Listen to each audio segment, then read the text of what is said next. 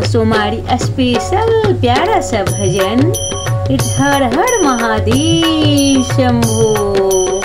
के चढ़ावे अक्षत चंदन के बेलपतिया,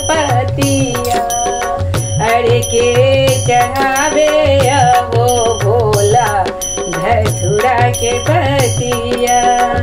के चढ़ावे अहो भोले धतूरा के पतिया। के चढ़ावे अहो भोला धतूरा के पतिया। पंडित चढ़ावे अक्षत चंदन पुजारी बेलपतिया, अरे पुजारी बेलपतिया।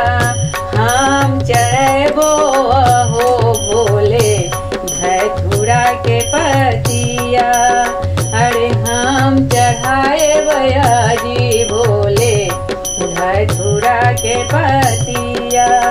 अरे भोले बाबा के देखेला बेहाल भैले जियारा, अरे भोले बाबा के देखेला बेहाल भैले जियारा। के मांगे आना धाना के मांगे दहिया।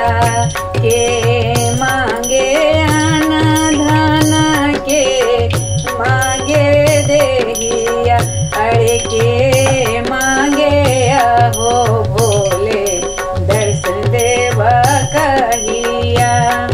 अरे के मांगे अहो भोले दर्शन देव कहिया।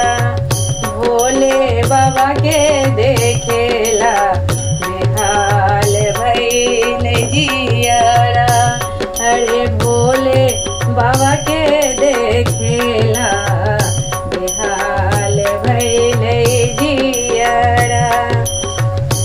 पंडित मांगे आना धन पूजा मांगे देहिया।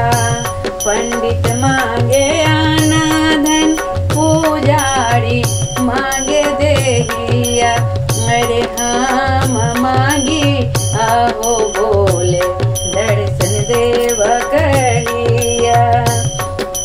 अरे हम मांगी अहो भोले बाबा दर्शन देव कहिया। भोले बाबा के देखेला बेहाल भैल जियारा, अरे भोले बाबा के देखेला बेहाल भैल जियारा।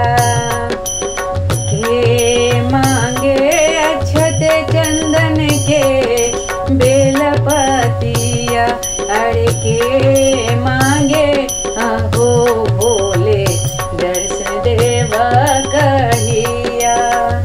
अरे के मांगे